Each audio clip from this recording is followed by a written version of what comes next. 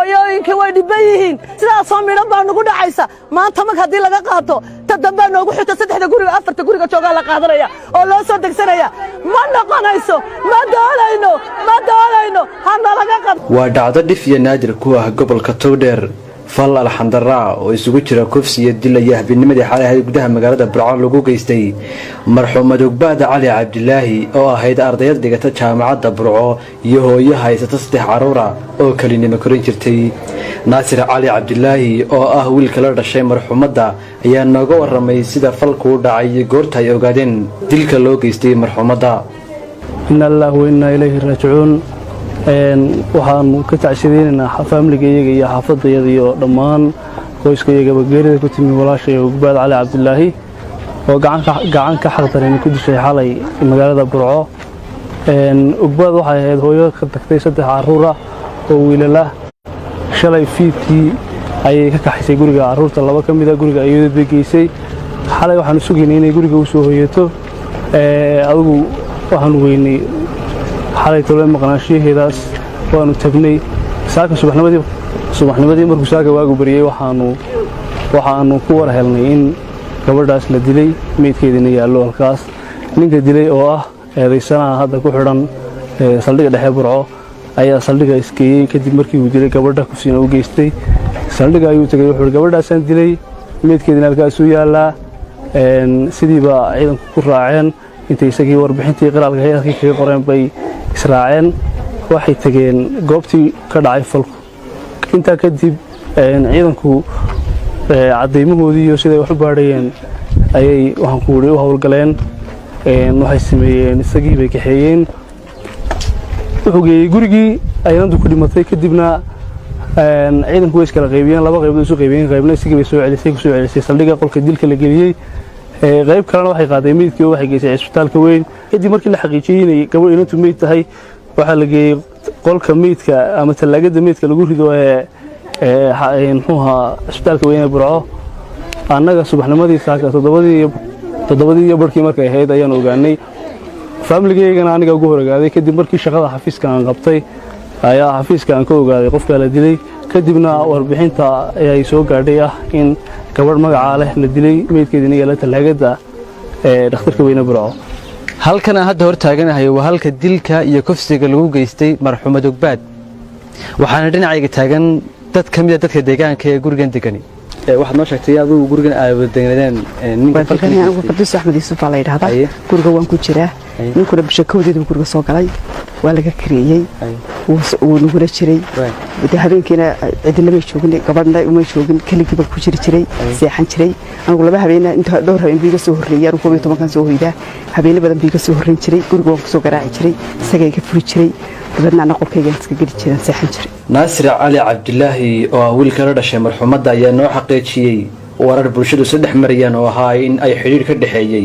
marxuumadda iyo gacan ku dhiglaha ninka gabadha dilay iyo inantan wax xiriir oo ka dhaxeeyay hore oo aanu ognahay aniga iyo xaafadayda toona ma jirin waxa dhacdo adigu annagana argagax gelisay oo masiibo ah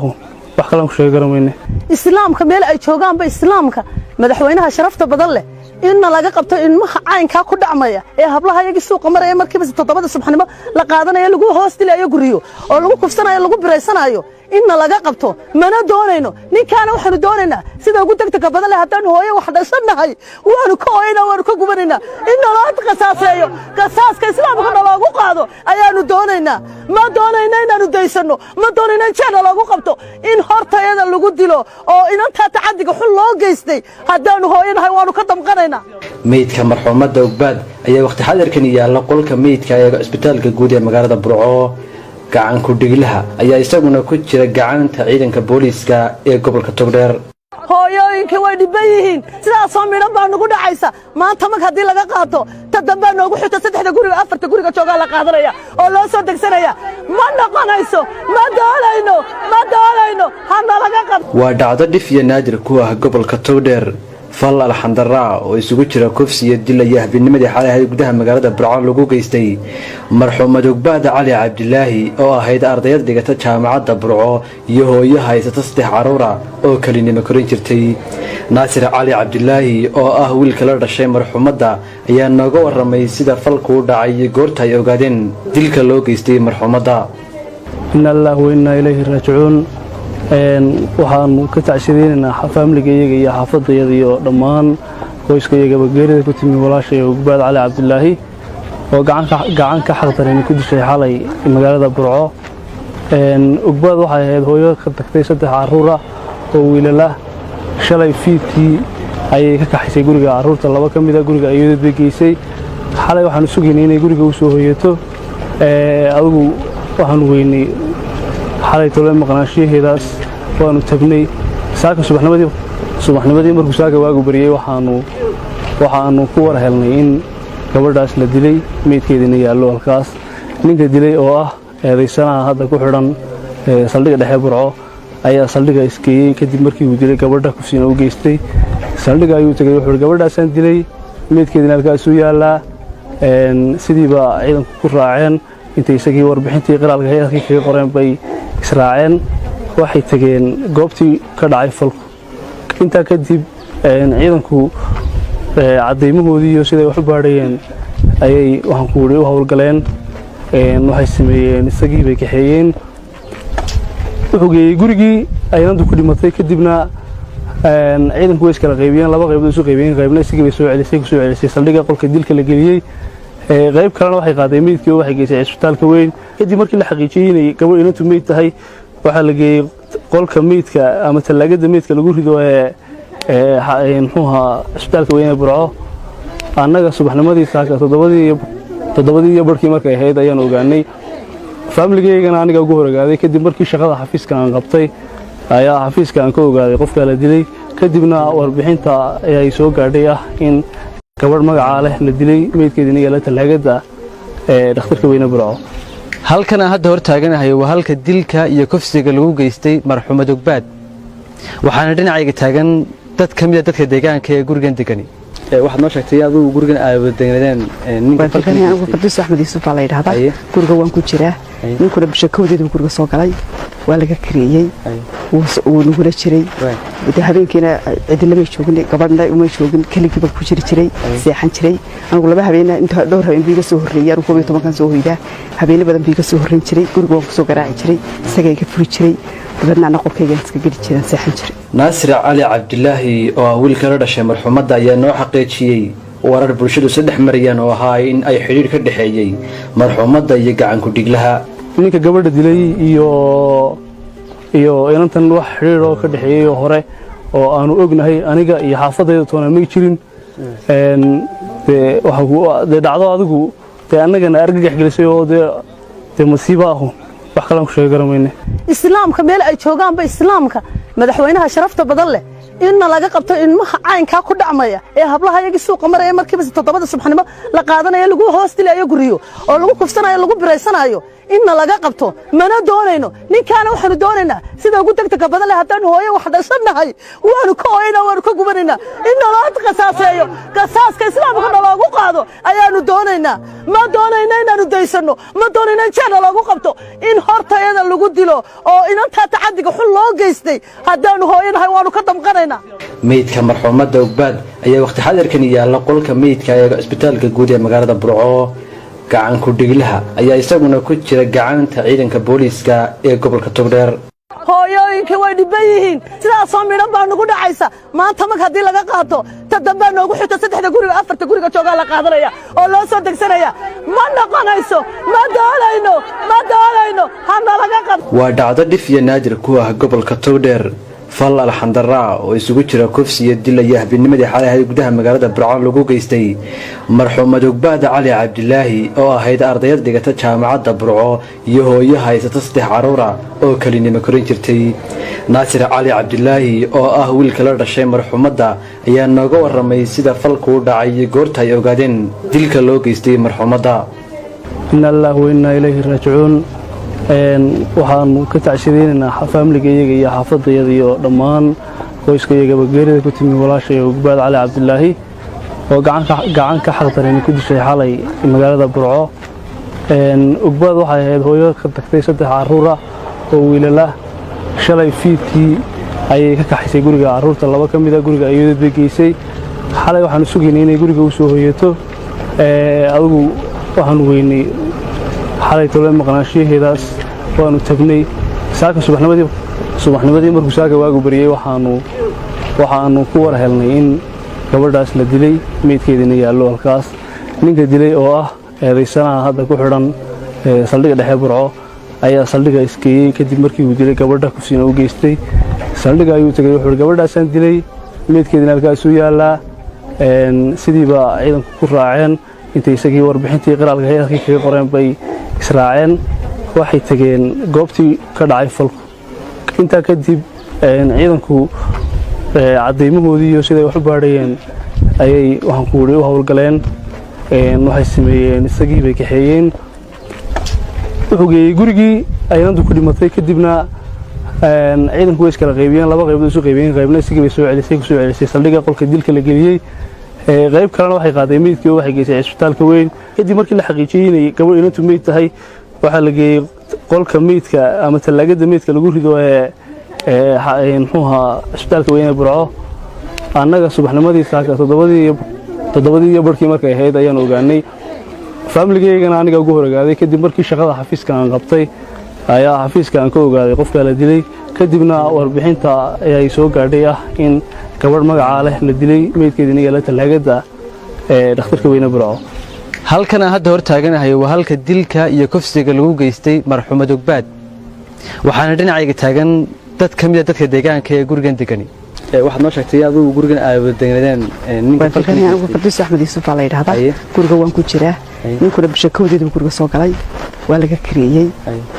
uu nugula jiray habeenkiina cidina ma joogin gabadhna uma joogin kaligiiba ku jiray seexan jiray anigu 2 habeen inta dhowr habeen biiga soo horeeyay 12 kan soo hoyda habeen badan biiga soo horeyn jiray guriga waan ku soo garaaci jiray isagay ka furi jiray dadna qolkayga iska geli jiray seexan jiray. Naasir Cali Cabdilaahi oo wiilka la dhashay marxuumadda ayaa noo xaqiijiyay warar bulshadu saddex marayaan oo ahaa in ay xiriir ka dhaxeeyay marxuumadda iyo gacan ku dhiglaha. Ninka gabadha dilay iyo inantan wax xiriir oo ka dhaxeeyay hore oo aanu ognahay aniga iyo xaafadayda toona ma jirin. waxa dhacdo adigu annagana argagax gelisay oo masiibo ah wax kale aan ku sheegi karamayne. islaamka meel ay joogaanba islaamka madaxweynaha sharafta badan leh inna laga qabto ilmaha caynka ku dhacmaya ee hablaha iyaga suuqa maraya markiiba 7 subaxnimo la qaadanayo lagu hoos dilayo guriyo oo lagu kufsanayo lagu bireysanayo inna laga qabto mana doonayno ninkaana waxaanu doonaynaa sida ugu degdega badan leh haddaan hooyo wax dhashanahay waanu ka ooyna waanu ka gubanayna in loo qasaaseeyo qasaaska islaamka loogu qaado ayaanu doonaynaa ma doonayna inaanu daysano ma doonayna in jana lagu qabto in hortayada lagu dilo oo inanta tacadiga xul loo geystay haddaanu hooyanahay waanu ka damqanaynaa. meydka marxuumadda Ugbaad ayaa waqti xadirkan yaala qolka meydka ee isbitaalka guud ee magaalada Burco. gacan ku dhiglaha ayaa isaguna ku jira gacanta ciidanka booliiska ee gobolka Togdheer. hooyooyinka way dhiban yihiin sidaas oo midhan baa nagu dhacaysa maanta mag haddii laga qaato ta dambe noogu xigta 3 guriga 4 guriga joogaa la qaadanaya oo loo soo degsanaya ma noqonayso ma doonayno hana laga qabto. waa dhacdo dhif iyo naadir ku ah gobolka Togdheer. fal alxandaraa oo isugu jira kufsi iyo dil iyo habinimadii xalay ahayd gudaha magaalada Burco lagu geystay marxuumad Ugbaad Cali Cabdilaahi oo ahayd ardayad dhigata jaamacadda Burco iyo hooyo haysata 3 caruur ah oo kalinimo korin jirtay. Naasir Cali Cabdilaahi oo ah wiilka la dhashay marxuumadda ayaa nooga waramay sida falku u dhacay iyo goorta ay ogaadeen dilka loo geystay marxuumadda. inna lillahi wa inna ilayhi raaji'uun. waxaan ka tacsiideynaa familkeeyga iyo xaafadayada iyo dhammaan qoyskayagaba geerida ku timi walaashay Ugbaad Cali Cabdilaahi oo gacan ka xaqdareyn ku dishay xalay magaalada Burco. Ugbaad waxay ahayd hooyo ka tagtay 3 caruur ah oo wiilal ah. Shalay fiidkii ayay ka kaxaysay guriga caruurta 2 ka mid ah guriga ayay geysay. xalay waxaan sugaynay inay guriga u soo hooyato. adigu waxaan weynay xalay tolo maqnaanshiheedaas waanu tagnay saaka subaxnimadii markuu saaka waagu bariyay waxaanu ku war helnay in gabadhaas la dilay meydkeedina yaallo halkaas ninka dilay oo ah eedaysanaha hadda ku xidhan saldhigga dhexe Burco ayaa saldhigga iskeeyey kadib markii uu dilay gabadha kufsiina u geystay saldhigga ayuu tagay wuxuu gabadhaasaan dilay meydkeedina halkaas u yaallaa sidiiba ciidanku ku raaceen intay isagii warbixintii qiraalka hay'adkii kaga qoreen bay israaceen waxay tageen goobtii ka dhacay falku intaa kadib ciidanku cadeymahoodii iyo siday wax u baadhayeen ayay waxaan ku wuri u howlgaleen waxay sameeyeen isagii bay kaxeeyeen wuxuu geeyey gurigii aynantu ku dhimatay kadibna ciidanku way iskala qaybiyeen laba qaybood isu qaybiyeen qaybna isagii bay soo celisay saldhigga qolka dilka la geliyey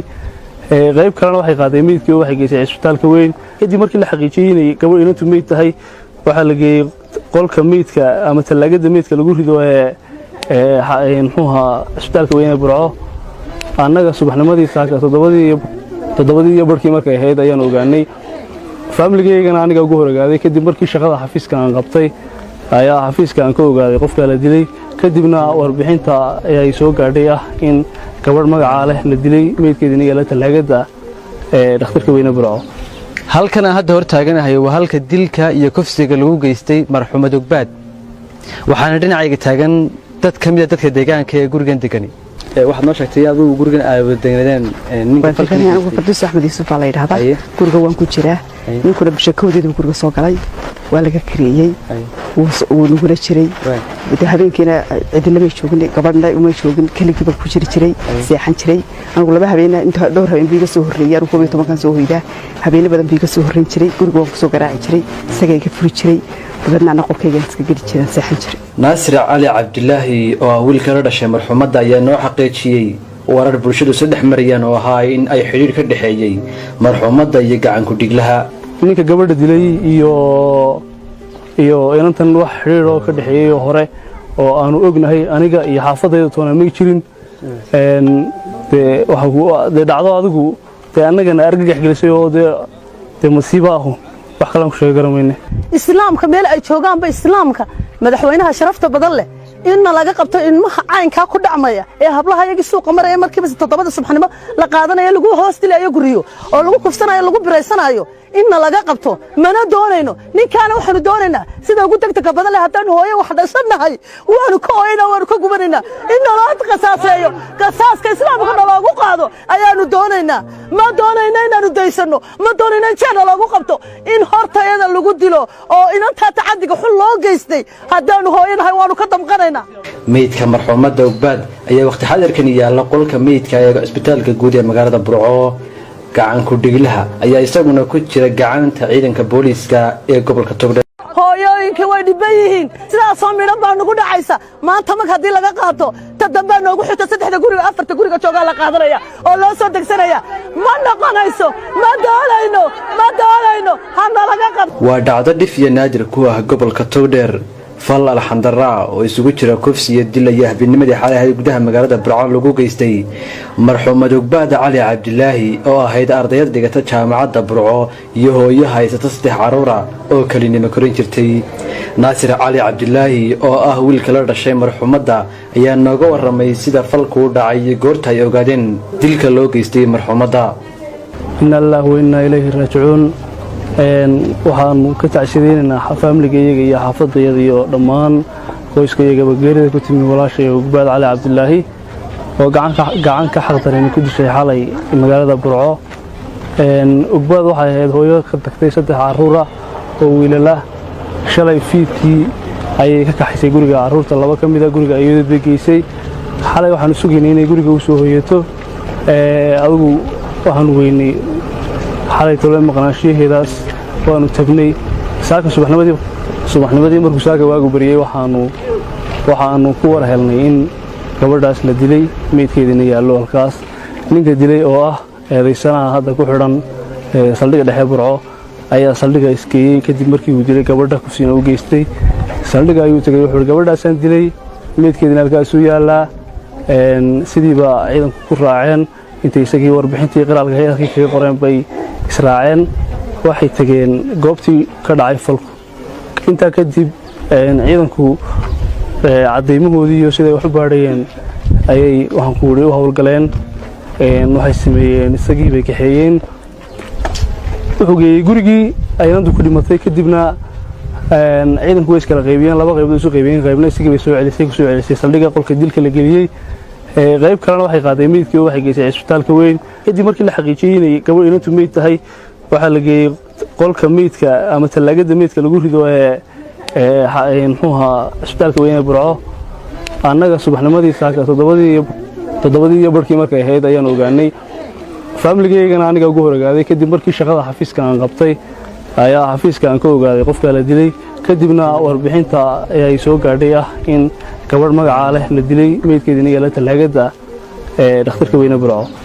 halkan aan hadda hor taaganahay waa halka dilka iyo kufsiga lagu geystay marxuumad ogbaad waxaana dhinacayga taagan dad ka mid a dadka deegaanka ee gurigan degani waxaad noo sheegtay adigu gurigan aad deganadeen anigu Qudus Axmed Yuusuf baa la yiraahdaa guriga waan ku jiraa ninkuna bashakoodeedu guriga soo galay waa laga kareeyay uu nugula jiray habeenkiina cidina ma joogin gabadhna uma joogin kaligiiba ku jiray seexan jiray anigu laba habeen inta dhowr habeen biiga soo horreeyay anigu 12 kan soo hoydaa habeen badan biiga soo horreyn jiray guriga waan ku soo garaaci jiray isaga iga furi jiray dadna qolkayga iska geli jiray seexan jiray naasir cali cabdilaahi oo wiilka la dhashay marxuumadda ayaa noo xaqiijiyey warar bulshadu saddex marayaan oo ahaa in ay xiriir ka dhaxeeyay marxuumadda iyo gacan ku dhiglaha ninka gabadha dilay iyo inantan wax xiriir oo ka dhaxeeyay hore oo aanu ognahay aniga iyo xaafadayda toona ma jirin de dhacdo adigu de annagana argagax gelisay oo de masiibo ah wax kale aan ku sheegi karamayne islaamka meel ay joogaanba islaamka madaxweynaha sharafta badan leh inna laga qabto ilmaha caynka ku dhacmaya ee hablaha iyaga suuqa maraya markiiba 7 subaxnimo la qaadanayo lagu hoos dilayo guriyo oo lagu kufsanayo lagu bireysanayo inna laga qabto mana doonayno ninkaana waxaanu doonaynaa sida ugu degdega badan leh haddaan hooyo wax dhashanahay waanu ka ooyna waanu ka gubanayna in loo qasaaseeyo qasaaska islaamka loogu qaado ayaanu doonaynaa ma doonayna inaanu daysano ma doonayna in jeena loogu qabto in hortayada lagu dilo oo inanta tacadiga xul loo geystay haddaanu hooyanahay waanu ka damqanaynaa meydka marxuumadda ogbaad ayaa waqti xadirkan yaala qolka meydka ee isbitaalka guud ee magaalada burco gacan ku dhiglaha ayaa isaguna ku jira gacanta ciidanka booliiska ee gobolka Togdheer hooyooyinka way dhiban yihiin sidaas oo midhan baa nagu dhacaysa maanta mag haddii laga qaato ta dambe noogu xigta 3 guriga 4 guriga joogaa la qaadanaya oo loo soo degsanaya ma noqonayso ma doonayno hana laga qabto waa dhacdo dhif iyo naadir ku ah gobolka Togdheer fal alxandaraa oo isugu jira kufsi iyo dil iyo habinimadii xalay gudaha magaalada burco lagu geystay marxuumad ogbaad cali cabdilaahi oo ahayd ardayad dhigata jaamacadda burco iyo hooyo haysata 3 caruur oo kalinimo korin jirtay naasir cali cabdilaahi oo ah wiilka la dhashay marxuumadda ayaa nooga waramay sida falku u dhacay iyo goorta ay ogaadeen dilka loo geystay marxuumadda inna lillahi wa inna ilayhi raaji'uun waxaanu ka tacshideynaa faamiligeeyga iyo xaafadayada iyo dhammaan qoyskayagaba geerida ku timi walaashay ogbaad cali cabdilaahi oo gacan ka xaqdarin ku dishay xalay magaalada burco ogbaad waxay ahayd hooyo ka tagtay 3 caruur oo wiilal ah shalay fiidkii ayay ka kaxaysay guriga caruurta laba ka mid ah guriga ayadoo beegeysay xalay waxaanu sugaynay inay guriga u soo hoyato adigu waxaanu weynay xalay tolo maqnaanshiheedaas waanu tagnay saaka subaxnimadii markuu saaka waagu bariyay waxaanu ku war helnay in gabadhaas la dilay meydkeedina yaallo halkaas ninka dilay oo ah eedaysanaha hadda ku xidhan saldhigga dhexe burco ayaa saldhigga iskeeyey kadib markii uu dilay gabadha kufsiina u geystay saldhigga ayuu tagay wuxuu gabadhaasaan dilay meydkeedina halkaasuu yaallaa sidiiba ciidanku ku raaceen intay isagii warbixintii qiraalka hay'adkii kaga qoreen bay israaceen waxay tageen goobtii ka dhacay falku intaa kadib ciidanku cadeymahoodii iyo siday wax u baadhayeen ayay waxaan ku wuri u howlgaleen waxay sameeyeen isagii bay kaxeeyeen wuxuu geeyey gurigii aynantu ku dhimatay kadibna ciidanku way iskala qaybiyeen laba qaybood isu qaybiyeen qaybna isagii bay soo celisay saldhigga qolka dilka la geliyey qayb kalena waxay qaaday meydkii oo waxay geysay isbitaalka weyn kadib markii la xaqiijiyey inay gabadh inantu meyd tahay waxaa la geeyey qolka meydka ama talaagada meydka lagu rido muxuuha isbitaalka weyn ee burco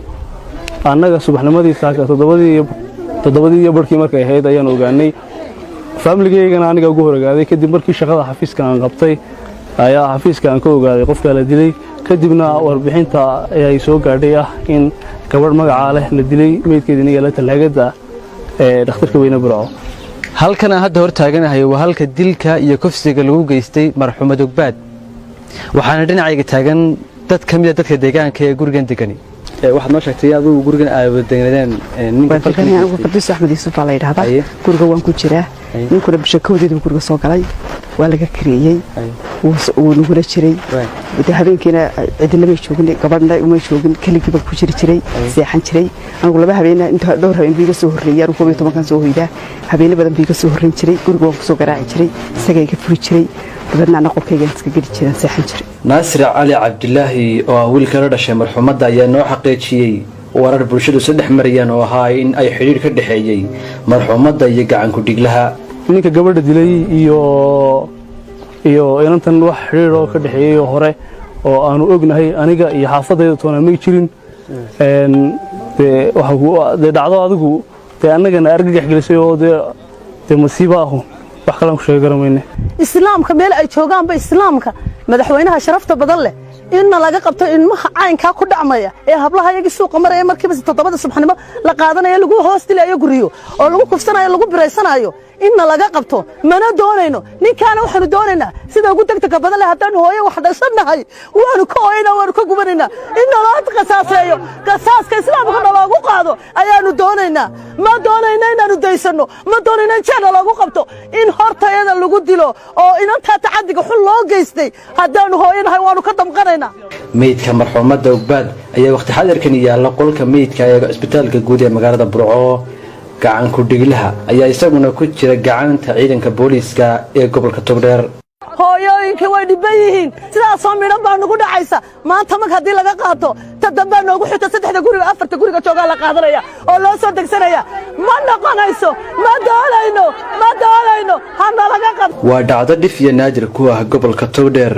fal alxandaraa oo isugu jira kufsi iyo dil iyo habinimadii xalay gudaha magaalada Burco lagu geystay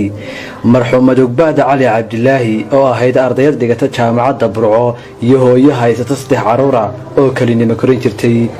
Naasir Cali Cabdilaahi oo ah wiilka la dhashay marxuumadda ayaa nooga waramay sida falku u dhacay goorta ay ogaadeen dilka loo geystay marxuumadda inna lillahi wa inna ilayhi raaji'uun waxaan ka tacshideynaa faamiligeeyga iyo xaafadayada iyo dhammaan qoyskayga geerida ku timi walaashay Ogbaad Cali Cabdilaahi oo gacan ka xaqdarin ku dishay xalay magaalada Burco Ogbaad waxay ahayd hooyo ka tagtay 3 caruur oo wiilal ah shalay fiidkii ayay ka kaxaysay guriga caruurta laba ka mid ah guriga ayay degeysay xalay waxaan sugaynay inay guriga u soo hoyato adigu waxaan weynay xalay tolo maqnaashiyeedaas waanu tagnay saaka subaxnimadii markuu saaka waagu bariyay waxaanu ku war helnay in gabadhaas la dilay meydkeedina yaallo halkaas ninka dilay oo ah eedaysanaha hadda ku xidhan saldhiga dhexe Burco ayaa saldhiga iskeeyay kadib markii uu dilay gabadha kufsiina u geystay saldhiga ayuu tagay wuxuu gabadhaasaan dilay meydkeedina halkaas u yaallaa sidiiba ciidanku ku raaceen inta isagii warbixintii qiraalka hay'adkii kaga qoreen bay israaceen waxay tageen goobtii ka dhacay falku inta kadib ciidanku cadeymahoodii iyo siday wax u baadhayeen ayay waxaan ku wari u howlgaleen waxay sameeyeen isagii bay kaxeeyeen wuxuu geeyey gurigii aynantu ku dhimatay kadibna ciidanku way iskala qaybiyeen laba qaybood isu qaybiyeen qaybna isagii bay soo celisay saldhiga qolka dilka la geliyey qayb kalena waxay qaaday meydkii waxay geysay isbitaalka weyn kadib markii la xaqiijiyay inay gabadh inantu meyd tahay waxaa la geeyey qolka meydka ama talaagada meydka lagu rido muxuuha isbitaalka weyn ee Burco annaga subaxnimadii saaka 7 barkii markay ahayd ayaan ogaanay faamiligeygana aniga ugu horogaaday kadib markii shaqada xafiiska aan qabtay ayaa xafiiska aan ka ogaaday qofka la dilay kadibna warbixinta ay soo gaadhay in gabadh magaca leh la dilay meydkeedina yaala talaagada dhakhtarka weyne Burco halkan aan hadda hor taaganahay waa halka dilka iyo kufsiga lagu geystay marxuumad Ogbaad waxaana dhinacayga taagan dad ka mid ah dadka deegaanka ee gurigan degani waxaad noo sheegtay adigu gurigan aad deegaanadeen ninka falkan anigu Qadiis Axmed Yuusuf la yiraahdaa guriga waan ku jiraa ninkuna bashakoodeedu guriga soo galay waa laga kareeyay wuu nugula jiray habeenkiina cidinamay joogin gabadhna uma joogin keligiiba ku jiray seexan jiray anigu laba habeen inta dhowr habeen biiga soo horreeyay anigu 12 kan soo hoydaa habeen badan biiga soo horreyn jiray guriga waan ku soo garaaci jiray isaga iga furi jiray dadna qolkayga iska geli jiray seexan jiray naasir cali cabdilaahi oo wiilka la dhashay marxumadda ayaa noo xaqiijiyay warar bulshadu saddex marayaan oo ahaa in ay xiriir ka dhaxeeyay marxumadda iyo gacan ku dhiglaha ninka gabadha dilay iyo inantan wax xiriir oo ka dhaxeeyay hore oo aanu ognahay aniga iyo xaafadayda toona ma jirin de dhacdo adigu de annagana argagax gelisay oo de masiibo ah wax kale aan ku sheegi karamayne islaamka meel ay joogaanba islaamka madaxweynaha sharafta badan leh inna laga qabto ilmaha caynka ku dhacmaya ee hablaha iyaga suuqa maraya markiiba 7 subaxnimo la qaadanayo lagu hoos dilayo guriyo oo lagu kufsanayo lagu bireysanayo inna laga qabto mana doonayno ninkaana waxaanu doonaynaa sida ugu degdega badan leh haddaan hooyo wax dhashanahay waanu ka ooyna waanu ka gubanayna in loo qasaaseeyo qasaaska islaamka loogu qaado ayaanu doonaynaa ma doonayna inaanu daysano ma doonayna in jana lagu qabto in hortayada lagu dilo oo inanta tacadiga xul loo geystay haddaanu hooyanahay waanu ka damqanaynaa meydka marxumadda Ugbaad ayaa waqti xadirkan yaala qolka meydka ee isbitaalka guud ee magaalada Burco gacan ku dhiglaha ayaa isaguna ku jira gacanta ciidanka booliiska ee gobolka Togdheer hooyooyinka way dhiban yihiin sidaas oo midhan baa nagu dhacaysa maanta mag haddii laga qaato ta dambe noogu xigta 3 guriga 4 guriga joogaa la qaadanaya oo loo soo degsanaya ma noqonayso ma doonayno hana laga qabto waa dhacdo dhif iyo naadir ku ah gobolka Togdheer fal alxandaraa oo isugu jira kufsi iyo dil iyo habinimadii xalay gudaha magaalada Burco lagu geystay marxuumad Ugbaad Cali Cabdilaahi oo ahayd ardayad dhigata jaamacadda Burco iyo hooyo haysata 3 caruur oo kalinimo korin jirtay naasir cali cabdilaahi oo ah wiilka la dhashay marxumadda ayaa nooga waramay sida falku u dhacay iyo goorta ay ogaadeen dilka loo geystay marxumadda inna lillahi wa inna ilayhi raaji'uun waxaan ka tacsiideynaa faamiligeeyga iyo xaafadayada iyo dhammaan qoyskayga geerida ku timi walaashay Ugbaad Cali Cabdilaahi oo gacan ka xaqdarin ku dishay xalay magaalada Burco Ugbaad waxay ahayd hooyo ka tagtay 3 caruur oo wiilala shalay fiidkii ayay ka kaxaysay guriga caruurta laba ka mid ah guriga ayay degeysay xalay waxaan sugaynay inay guriga u soo hoyato adigu waxaan weynay xalay tolo maqnaashiheedaas